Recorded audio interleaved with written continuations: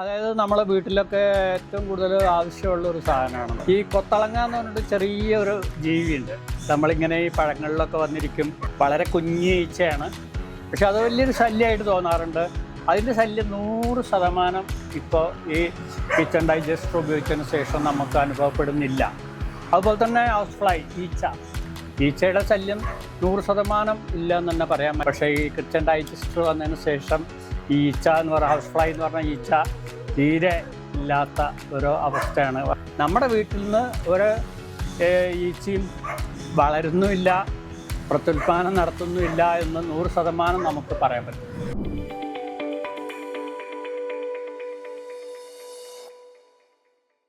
Hi, welcome to scrappy zero waste place. ഇന്ന് നമ്മളുള്ളത് പൂക്കോട്ടൂർ പഞ്ചായത്തിലെ 10ാം വാർഡിലെ സുബ്രഹ്മണ്യൻ എന്നിവരുടെ വീട്ടിലാണ്.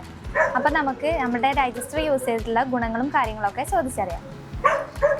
എന്താ ഇതിന് മുന്നേ ഡൈജസ്റ്റർ എന്തെങ്കിലും യൂസ് ചെയ്തിരുന്നോ? ഇല്ല, ആദ്യമായിട്ടാണ്.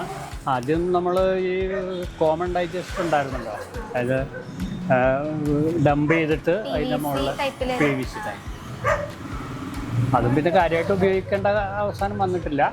ഇപ്പോഴാണ് ഒരു ഡൈജസ്റ്റർ എന്നുള്ള രൂപത്തിലുള്ള ഏറ്റവും നല്ല ഒരു പ്രക്രിയ നമുക്ക് കാണാൻ കഴിഞ്ഞത്. ഇതിന് മുന്നേ വേസ്റ്റ് ഒക്കെ എന്താ ചെയ്തിരുന്നത്? വേസ്റ്റ് ഞാൻ ചെയ്തിരുന്നത് ആദ്യമൊക്കെ എന്ന് പറഞ്ഞാൽ നമ്മൾ ഈ ചാക്കിലിട്ട് വയ്ക്കും, പ്ലാസ്റ്റിക് ചാക്കിലിട്ട് വയ്ക്കും. നമ്മുടെ അരച്ചാക്കാവുമ്പോൾ അതിൻ്റെ മുകളിൽ ഇത്തിരി മണ്ണിട്ടിട്ട് എന്തെങ്കിലും പച്ചക്കറികളോ അല്ലെങ്കിൽ എന്തെങ്കിലുമൊക്കെ ഇട്ട് ഉപയോഗിക്കുമായിരുന്നു. കാരണം വലിച്ചെറിയാനും പേടിയാണ്. ആ രൂപത്തിലായിരുന്നു നമ്മുടെ ഒരു രീതി. നമ്മുടെ ഡൈജസ്റ്ററിനെ കുറിച്ച് എവിടുന്ന അറിഞ്ഞത്? ഡൈജസ്റ്റർ പഞ്ചായത്ത് വാർഡ് മെമ്പർ കൃഷി വകുപ്പിൽ നിന്നാണ് തോന്നുന്നു, അതോ ഇനി CDS ആണോ അറിയില്ല. കൃഷി വകുപ്പിൽ നിന്നാണ് ഇങ്ങനൊരു പ്രോജക്റ്റ് ഉണ്ട്, പഞ്ചായത്ത് നടപ്പാക്കുന്ന പ്രൊജക്റ്റാണ്. അതിന് സബ്സിഡിയൊക്കെ കഴിച്ച് ബാക്കി പൈസ അടച്ചാൽ മതി, അത് നിങ്ങൾക്ക് ഉപകാരപ്പെടും എന്നൊക്കെ പറഞ്ഞ് നമ്മളെ ആകർഷിച്ച് അത് യൂസ് ചെയ്യാൻ പഠിപ്പിക്കുകയായിരുന്നു. നമ്മുടെ scrappy kitchen waste digester use ചെയ്തിട്ട് എന്തെങ്കിലും ബുദ്ധിമുട്ടോ കാര്യങ്ങൾ എന്തെങ്കിലും ഉണ്ടോ? ബുദ്ധിമുട്ടില്ല, പക്ഷെ നമ്മൾ പിന്നെ പുരുഷന്മാർക്ക് ആകുമ്പോൾ അത് കൃത്യമായിട്ട് ചെയ്യാൻ പറ്റും. സ്ത്രീകളെ സംബന്ധിച്ചിടത്തോളം ചില സമയത്ത് അതിൻ്റെ ആ ഊരുന്ന അടപ്പ് ഭയങ്കര ടൈറ്റ് ആവാറുണ്ട്. ചില വേനൽക്കാലല്ല, വർഷക്കാലമാകുമ്പോൾ, കാരണം കുറച്ച് കുറയുമല്ലോ മഴ കൊള്ളുമ്പോൾ, അപ്പോൾ കുറച്ച് ടൈറ്റ് ആവും. അപ്പോൾ അത് അഴിച്ചെടുക്കാനൊക്കെ കുറച്ച് ബുദ്ധിമുട്ടാവും. പക്ഷെ എന്നെ സംബന്ധിച്ചിടത്തോളം ഞാനൊരു മിനിറ്റ് കൊണ്ട് തുറക്കലും അടക്കലും പൗഡർ ഇടലും വേസ്റ്റ് ഇടലും ഒക്കെ നടത്താറുണ്ട്. എന്താണ് മൊത്തത്തിലുള്ള അഭിപ്രായം? നല്ല, അതായത് നമ്മളെ വീട്ടിലൊക്കെ ഏറ്റവും കൂടുതൽ ആവശ്യമുള്ള ഒരു സാധനമാണത്. കാരണം വെച്ചാൽ പ്രത്യേകിച്ച് വർഷക്കാലത്തും വേനൽക്കാലത്തും പൊതുവേ ഈ കൊത്തളങ്ങ എന്ന് പറഞ്ഞിട്ട് ചെറിയൊരു ജീവിയുണ്ട്. നമ്മളിങ്ങനെ ഈ പഴങ്ങളിലൊക്കെ വന്നിരിക്കും, മുഖത്ത് എപ്പോഴും ഇങ്ങനെ ഇതായിരിക്കും, അടുക്കളയിലും അതുപോലെ തന്നെ നമ്മുടെ പഴം വെക്കുന്ന സ്ഥലത്തും എപ്പോഴും ഉണ്ടാകുന്ന ഒരു സാധനം. ഈ വളരെ കുഞ്ഞു ഈച്ചയാണ്, പക്ഷെ അത് വലിയൊരു ശല്യമായിട്ട് തോന്നാറുണ്ട്. അതിൻ്റെ ശല്യം 100% ഇപ്പോൾ ഈ കിച്ചൺ ഡൈജസ്റ്റർ ഉപയോഗിച്ചതിന് ശേഷം നമുക്ക് അനുഭവപ്പെടുന്നില്ല. അതുപോലെ തന്നെ ഹൗസ് ഫ്ലൈ ഈച്ചയുടെ ശല്യം 100% ഇല്ല എന്ന് തന്നെ പറയാം. മറ്റേത് ടൗണും കൂടി ആയപ്പോൾ ഈച്ചയുടെ ശല്യം വേനൽക്കാലത്തൊക്കെ നമുക്ക് ആരെങ്കിലും ഒരു വിരുന്നുകാരൊക്കെ വന്നാൽ ഭക്ഷണം വിളമ്പി കൊടുക്കാനുള്ള ടൈമും കൂടി ഈച്ച തരാറില്ലായിരുന്നു, അത്രയും ഈച്ച ശല്യം ഉണ്ടായിരുന്നു. പക്ഷേ ഈ കിച്ചൺ ഡൈജസ്റ്റർ വന്നതിന് ശേഷം ഈ ഈച്ച എന്ന് പറയുക, ഹൗസ് ഫ്ലൈ എന്ന് പറഞ്ഞ ഈച്ച തീരെ ഇല്ലാത്ത ഒരു അവസ്ഥയാണ്. പറയുമ്പോൾ നമ്മളടുത്ത് തന്നെ ഫിഷ് മാർക്കറ്റ് വരെ ഉണ്ട്. പക്ഷെ എന്നാൽ പോലും നമ്മുടെ വീട്ടിൽ നിന്ന് ഒരു ഈച്ചയും വളരുന്നുമില്ല, പ്രത്യുൽപാദനം നടത്തുന്നുമില്ല എന്ന് 100% നമുക്ക് പറയാൻ പറ്റും. ആൾക്കാരൊക്കെ വരുമ്പോൾ ഈ കിച്ചൺ ഡൈജസ്റ്റർ എന്താണ് എന്നൊക്കെ ചോദിക്കാന്ന് പറഞ്ഞാൽ ആൾക്കാർ കൂടുതലും കിഴക്ക് ഭാഷത്താണ് പെരുമാറുന്നത്. അതുകൊണ്ട് ഞാൻ വളരെ നിയറസ്റ്റായ ആൾക്കാർക്ക് മാത്രം അത് കൊണ്ട് കാട്ടിക്കൊടുത്തിട്ട് അത് നല്ലൊരു സാധനമാണ്, പഞ്ചായത്തിൻ്റെ സബ്സിഡിയോട് കൂടി വാങ്ങുകയാണെങ്കിൽ നല്ല അനുഭവമാണ് എന്നൊക്കെ പറഞ്ഞ് മനസ്സിലാക്കി കൊടുക്കാറുണ്ട് നമ്മുടെ അടുത്ത ആൾക്കാരൊക്കെ ആകുമ്പോൾ. മറ്റേത് സ്വാഭാവികമായിട്ടും കിഴക്ക് വശത്ത് വരും, എന്തെങ്കിലും സംസാരിക്കും, പോകുന്നതാണല്ലോ അതിൻ്റെ ഒരു. നമ്മൾ ഇനോക്കുലം പൗഡർ ഇടയ്ക്കിടയ്ക്ക് ഇട്ട് കൊടുക്കാറില്ലേ?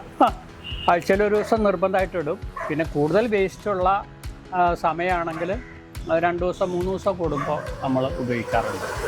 ഡൈജഷൻ നടക്കുന്നുണ്ടെന്ന് തന്നെയാണ് എൻ്റെ വിശ്വാസം. ചക്കമടല്, മുട്ടത്തോട് അതൊക്കെ ഇടും. ചക്കമടല്, മുട്ടത്തോട്, ഇപ്പോൾ ഈ വത്തക്ക, പിന്നെ പ്ലാസ്റ്റിക്കും എന്തോന്നും മാത്രമേ നമുക്ക് അതിലിടാൻ പാടില്ല എന്നുള്ള നിർദ്ദേശം തന്നിട്ടുള്ളൂ. ഒന്നുകൂടി പറയുകയാണെങ്കിൽ അത് കുറച്ചുകൂടി നന്നായിരിക്കും. എന്താ കക്ക, ചാരം, വെള്ളം പോയിട്ടുള്ള കാര്യം, അത് പിന്നെ പേപ്പർ, പ്ലാസ്റ്റിക് ഇതൊന്നും യൂസ് ചെയ്യാൻ പാടില്ല. പിന്നെ എനിക്ക് സംശയമുള്ളത് എന്താണ്, ഇപ്പോൾ ഈ അസിഡിറ്റി പ്രോഡക്റ്റുകൾ ഉണ്ടല്ലോ, നമ്മുടെ നാരങ്ങ തോട്, അതൊക്കെ ഉപയോഗിക്കുന്നതിന് കുഴപ്പമില്ലാന്നല്ലോ. കുഴപ്പം അതൊരു കൺഫ്യൂഷനായിരുന്നു. ചിലർ പറയും ചെറുനാരങ്ങ, അതുപോലെ തന്നെ ഈ ഓറഞ്ചിന്റെ തൊലി, കുഴപ്പമില്ല. അപ്പം ഞാൻ ഉപയോഗിക്കാറുണ്ടായിരുന്നു. അപ്പം ഞാൻ എന്നോട് സംശയം പറയണവരോട് പറയാറ്, എന്നോട് അത് ഉപയോഗിക്കരുതെന്ന് പറഞ്ഞിട്ടില്ല, അതുകൊണ്ട് ഞാൻ ഉപയോഗിക്കുന്നു എന്ന് പറയാറ്. അപ്പം പ്രത്യേകിച്ച് വേനൽക്കാല അവസാനമാകുമ്പോൾ ചക്കയുടെ ഉപയോഗം, മാങ്ങയുടെ, പഴുത്ത മാങ്ങയുടെ തോലിൻ്റെ പ്രശ്നങ്ങൾ. അപ്പോൾ എന്തായാലും ഈ വേനൽക്കാലത്ത് ഹൗസ് ഫ്ലൈ ഉണ്ടാവില്ല എന്നുള്ള 100% വിശ്വാസത്തിലാണ് ഞാൻ. ഇനി ഉപയോഗിക്കാൻ പോകുന്നവരോട് നിങ്ങൾക്ക് എന്താ പറയാനുള്ളത്?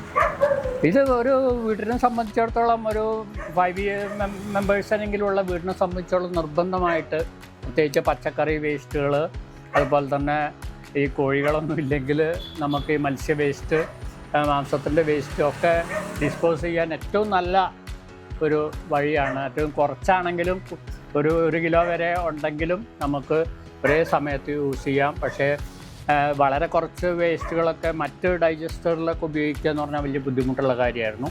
ഇതിൽ വളരെ മൈന്യൂട്ട്, അതായത് 100 ഗ്രാം തൊട്ട് 2 കിലോ വരെ ഉപയോഗിക്കാൻ പറ്റും എന്നാണ് ഞാൻ എൻ്റെ അനുഭവത്തിൽ മനസ്സിലാക്കിയിട്ടുള്ളത്.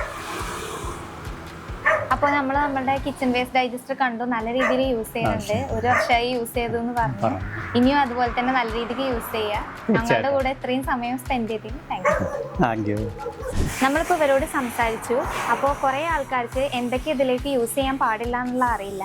അതൊന്ന് ക്ലാരിഫൈ ചെയ്യാൻ വേണ്ടിയിട്ട്, ചൂടുള്ള വെള്ളം, പഴകിയ എണ്ണ, പ്ലാസ്റ്റിക് എന്നിവയൊന്നും നമ്മുടെ ഡൈജസ്റ്ററിൽ യൂസ് ചെയ്യാൻ പാടില്ല.